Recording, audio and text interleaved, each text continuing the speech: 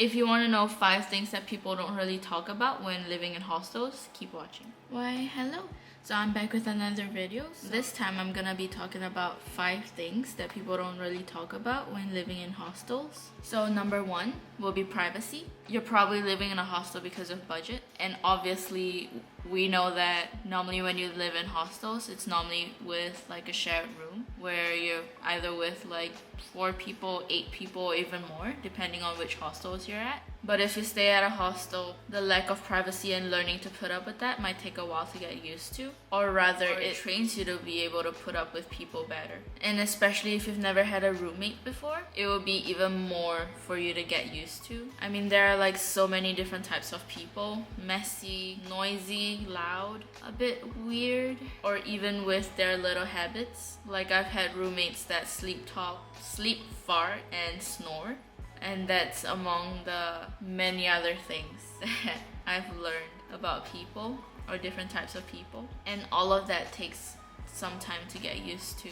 And if I'm gonna be honest, sharing rooms and common spaces like kitchens, hangout areas, reading spaces, which normally would have a lot of people hanging out in, it's really hard to find a place to have some quiet time or privacy to yourself. And it's even harder to actually find a place that's quiet enough for you to actually have a phone call with your loved ones back at home. And on top of that, if you've had a long day at work, I don't know about you, but all I want to do would be to take a nice hot shower and just lay in bed to wind down. But guess what? Because you are staying in a hostel, it will most likely never go that nicely, because you may or may not have to queue for the shower. And even when you get done with that, when you want to go to bed, wanting to call it an early night, it might not be the case for your other roommates. They might be talking loudly on the call, laughing, playing music. And I'm not sure about other hostels, but I can't speak for all hostels, but at least all the hostels that I've stayed at, they all have like a club downstairs. Or if it's not downstairs, it's like beside the hostel or really close by. And they always have their music blasting, to the point where there were a few hostels that I was at. I think my room was above the club, but not directly above. I would still feel the bass from all the loud music. So if it's not your roommates creating the noise, it might still be the club downstairs or beside the hostel that's creating all the noise, which is not fun when you want to have a quiet night or call an early night and just have a peaceful sleep to rest up for the next day. And if you want a nice warm meal for yourself for dinner, guess what? The kitchen is pretty much always packed. So you most likely have to queue to use the kitchen as well. And on top of that, people that use the kitchen don't really like cleaning up after themselves. So you normally find piles of dishes just laying around, either on the table or in the sink. Or even if they do clean up after themselves, it's not done well. So you have to get used to that as well. But my point is that, be it trying to have a relaxing night or trying to make yourself a nice warm meal, you can't really fully enjoy doing it. So moving on to number 2, peace. What I mean by peace, it's either the noise of your roommates or just the hostel itself. Linked to my previous point, privacy. Because you don't really get any privacy, you don't really get much peace as well. Be it trying to have a nice quiet night in after a long day of work, or just trying to call your family or friends back home. You can't really do it peacefully. And it doesn't help that the shared spaces are almost always packed with people that are really loud. I mean, I don't blame them, because it is a shared area and it is meant for people to hang out in and talk amongst one another. So you would think that just being in your room instead of those shared places might be more peaceful, but it might not give you the peace that you're looking for as well, because your roommates might be there. And even if they're not, you only have a little window of peace before they come back. And like I mentioned before in the previous point, most hostels are close to bars, or at least the ones that I've been at, either directly below or really nearby. So that means, like I said, loud music at night, people screaming, or you might even hear fights going on, especially during the weekends. On top of that, your roommates might like parties, so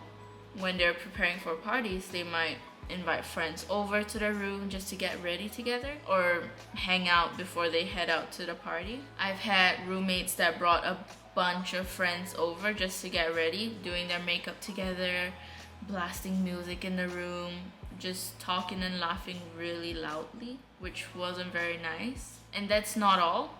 You would think that after all that, when they leave, it's done, but it is still your roommate's room after all. So after the whole night out partying and drinking, they might just come back in the middle of the night, stumbling around, drunk from all the drinking, and it might wake you up in the middle of the night while they come back in as well. So not only do you not get a lot of peace in hostels during the day, but at night as well, and it might affect your sleep. And I don't know about you, but when I have my sleep disrupted, I get really cranky and I basically do not do well the next day. And I'm not saying that all roommates are like that, it's just the few, and there is a chance that you might get a roommate like that, like I have. So I guess it's somewhat like a heads up. Moving on to number 3, getting used to mess. So if you think being in a noisy environment might be an issue or might be the only issue, think again. Obviously, knowing that you're living in a hostel, especially if it's in a budget hostel, you don't expect things to be squeaky clean, right? That was what I thought. But even then, it did not prepare me for what I experienced or saw. It did not prepare me for the amount of mess some people could live with, be it in the room or in the kitchen or even just in the shared spaces. As someone that was taught growing up to clean up after myself, I thought it was just common practice or common decency, and that even if you do want to be messy, at least just keep it to yourself as much as possible, like in your somewhat space, be it on your bed, in your locker, not elsewhere, right? As long as it doesn't affect anyone else. Boy, was I mistaken. The worst for me wasn't the mess in the room, even though that was bad, but the worst for me was in the kitchen. Like I mentioned in the first point, where people don't really clean up after themselves when they use the kitchen, be it the pots, the pans, cutleries, dishes, they just leave them around on the countertops, in the sink, all just piled up in all the rubbish or leftover food, and they don't even rinse it out or try to clean it at all. I just don't get how some people don't clean up after themselves. It annoys the heck out of me. And I don't really blame the hostels. I do know pretty much all the hostels that I've been at, they try to enforce people to clean up after themselves by imposing like a fine or a fee if they catch you not cleaning up after yourself, like the dishes or whatever, like trash, right? But even then, I've never heard of anyone getting caught or having to pay the fine, because it's also really difficult for them to catch people doing it, I guess. And even with the supposed clean dishes that people do wash, I mean, at least they try washing it, I guess, but still, it's not clean. Like, you would still find scraps of food on the pots and pans, or it'll just be oily. And the worst part is you don't know how long that oil or leftover food in the pots or pans has been there for. It's just absolutely disgusting. Like, it threw me off so much to the point where I didn't use the kitchens in the hostels for more than a month or even months. I refuse to use the cutleries that they have or the dishes that they have, because who knows what it has been through or what people have done with it, to the point where I actually got my own dishes and cutleries. And before I even got them, I've just been living off of microwavable food just because I didn't want to use the kitchen that much. So I had microwavable food every single day for almost every meal. And I know that's not healthy, but I just could not bring myself to use the kitchen, especially after seeing how dirty it is. And even after months of not using the kitchen, the only thing that I could bring myself to use would be the pots and pans, because I can buy my own dishes, like my plates, bowls, cups, utensils, right? But it will be way more expensive for me to actually get pots and pans. So I guess I just had to overcome that disgust of using the pots and pans in the kitchen. And even then, even if it was clean, I would still wash it again before using it. So that was that with me using like the kitchen in the hostels. But even then, even when I would be done cooking and I have a plate of nice warm and cooked meal and I'm ready to have a seat at the table to have my dinner or lunch or whatever, the table and chairs might have some trash on them from the previous users, be it leftover dishes,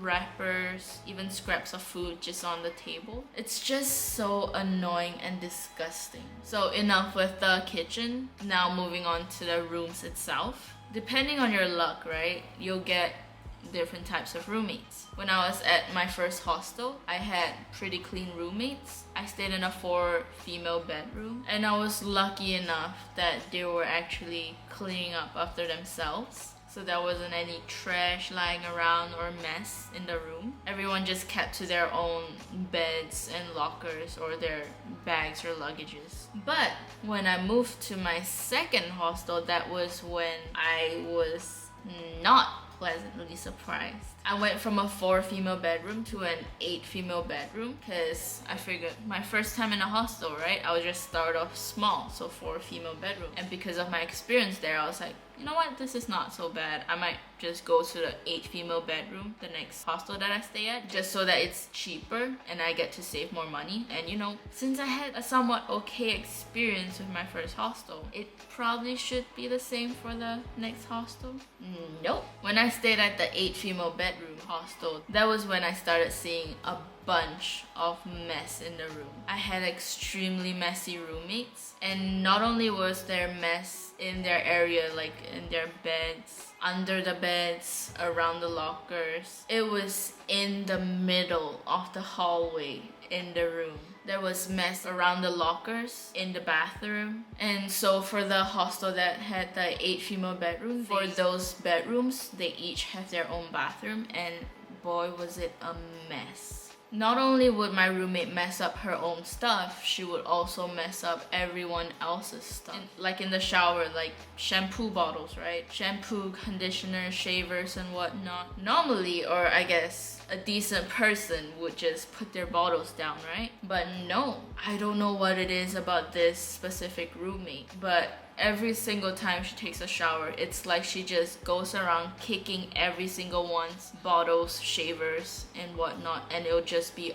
all over the place. At first, I thought it might be an accident, right? Maybe there was like soap in your eye, you can't see, so that's why you accidentally kicked all the bottles or whatnot. So I gave her the benefit of the doubt, and when I went into shower after her, I decided to pick up the bottles and put it or arrange it nicely. But later when I came back, the same thing happened. Same thing the next day and the next. So that was when I knew it was an accident, and I don't know why. I guess she just does it on purpose, which makes no sense to me. I honestly don't know why. I just don't know how they could have made such mess. It seemed like the kind of mess that you would have to go out of your way to actually create or make. I'm not even exaggerating when I say that I had to tiptoe around her mess to get to my locker. And even while I access my locker, I'll still have to be on my tippy toes, because all her clothes are just lying around the lockers, blocking all the way. There would be clothes, shoes, snacks, used mugs, plates, everything just laying around. And not once did I see her cleaning them up. And I also feel bad for housekeeping, just because they would have to clean up after her mess or around her mess. Because they would have to pick up the plates, the mugs, utensils, all the trash, wrappers, food that she left behind. And unfortunately, the roommate that made the most mess stayed the longest. And she only left, I think, only a few days before I left. But once she did leave, I guess she just left a few things for us to remember her by. And by a few things, I mean bags and bags of trash. Either absolute trash or like clothes that she didn't want anymore. She just left it in bags in the room for people to clean up after her. But thank God, a few days after she left, I guess housekeeping cleaned it up, and boy, did it feel like a brand new room. It was so much cleaner and clearer. And I don't know about you, but when you have such a messy room and you just clean it all up, it's like, was the room this big before? Or was it this spacious? And it just felt so good not having to tiptoe around all her trash and clothes to get to my locker or even in the bathroom. No more shampoo bottles or soap just toppled over, kicked around the shower. Don't get me wrong, there was still mess in the room, but it was bearable mess, not like the mess that it was before. And it wasn't really affecting anyone like the previous girl did, and I was perfectly fine with that. Speaking of roommates, now moving on to number 4, which is the constant changing of roommates. Obviously, throughout your time in a hostel, you get some bad and some good roommates, right? And because it's a hostel, most people are only there for a short period of time, be it days or weeks, rarely months. A lot of people like to switch hostels in between their stay in a certain state or a city, and it can be a good or a bad thing. Good meaning if you have a not so good roommate, right? If they leave like within the next few days, then it's a good thing. You don't have to tolerate them anymore, or you don't have to deal with them for so long. But also bad if you have a roommate that you actually can get along with, because before you know it, they're packing their bags and headed somewhere else. And the next day, you'll just be seeing someone new in their beds instead of the friend that you made. At the start, at least for me, when I first started staying at hostels, I tried befriending everyone. But after the constant changing of roommates, after a while it gets really tiring. It's like talking to someone all over again, trying to get to know them, asking the same few questions like, oh, where are you from? What's your name? Where have you been so far in Australia? And knowing all that information about them. It gets overwhelming after a while and a bit confusing, because you're like, wait, is this the person that went here? Or is this the person that's from this country? Who's from where and what's your name again? And it's like after a while it's just, what's the point of it? Like, what's the point of trying to remember all their names, their information, where they're from, when they're just gonna leave in a few more days? After a while, it just doesn't really feel worth the trouble. It's just too tiring to constantly do that over and over. And what feels even worse is if you got to know someone and you guys get along really well, you guys hang out in the room, in the common spaces, even go out shopping or whatnot together, you guys become great friends, right? And after all the days of hanging out, talking all night, and one day you just wake up and you see all their things gone and someone new in their bed, it just somewhat crushes you. And to constantly have that happen, it hurts a little, if I may be honest. So even though I tried getting to know everyone that I shared a room with, after a while I slowly stopped. Because not only was it getting too tiring, it was also getting too sad at the same time. And lastly, moving on to number 5, loss of your usual schedule, or rather a scheduled lifestyle. Just so we don't end on a sad point, I'ma just put this in there. So hostels are mostly filled with backpackers that are most likely on the same working holiday visa that you're on. That means they most likely have jobs during the day, and what you personally like to do before or after work, they probably do the same as well. What I mean is, be it breakfast before work, dinner right after work, the kitchen will pretty much always be full and packed during those hours or those times. So if you want to make a nice warm meal either before or after your work, good luck with that. I personally hated that, because I hated having to queue up just to use the microwave or the stove, or even have a seat by the table to have your breakfast or dinner at. And even when it comes to your turn, it's probably a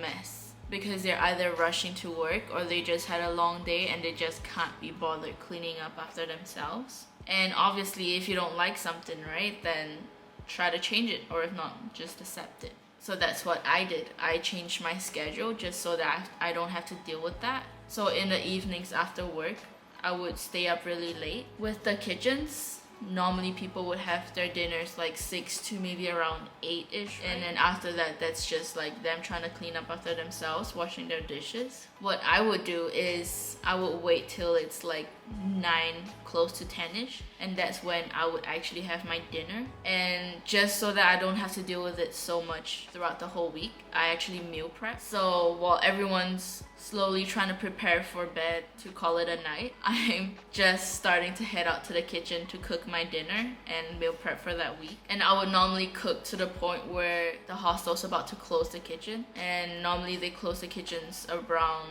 like 11. I'm not sure if all hostels close their kitchens, kitchen, but at least for mine, the ones that I stayed at, they do have like a cutoff time where they would close the kitchen for cleaning or renovation works or whatnot. But I would pretty much always be cooking and preparing my meals to the closing time of the kitchen, and that's when there would be barely any people there. There would still be some people, but not to the point where you have to queue up, and it's not like people are talking really loudly or whatnot, because at that point people are already tired, they just want to call it a night. And that would be when I have my dinner, and I would also prepare like my breakfast for the next morning, so I don't have to deal with like the crowds in the morning when I'm trying to get my breakfast done, because it's already done from the previous night. So it took a while to get used to, just because obviously I'm eating really late, and learning to somewhat fast or get used to the long hours in between my meals. I had to get used to that, but I didn't mind it, because I would rather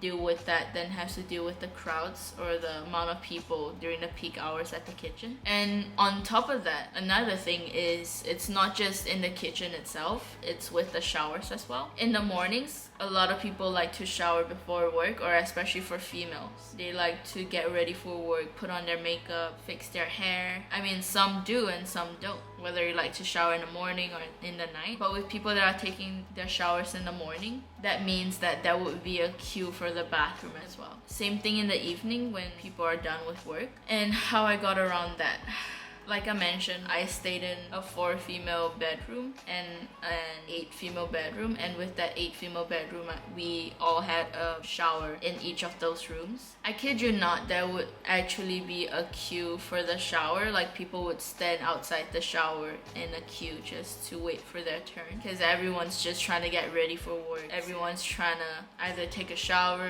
put on their makeup, and it's just so frustrating, because especially with girls or females, they take way longer in the bathroom as compared to guys, at least in my experience. And so one girl can go into the bathroom and she might take like an hour just to get ready, and you know within that hour you can be late for work. So that was really frustrating. And with my experience, most of the jobs in Australia, they start their work around 9 in the morning, or if not 8:30, I guess. So that's when I figured out around what time is the peak hour with the showers or the bathroom. And so I would get up especially early just to use the bathroom before everyone else gets up. Or if I hear someone's alarm go off, normally no one wants to get up in the morning so early, right? So normally if an alarm goes off, they might snooze it, or they might get up, but they do take some time to actually get up and like really wake up, I guess. They'll just like take it slow, just open their eyes, lay in bed for a bit before actually getting up and going to get ready. So I would, 1, either wake up way earlier than everyone else, or 2, when I hear an alarm go off, I just sprint for the bathroom. And that's how I secure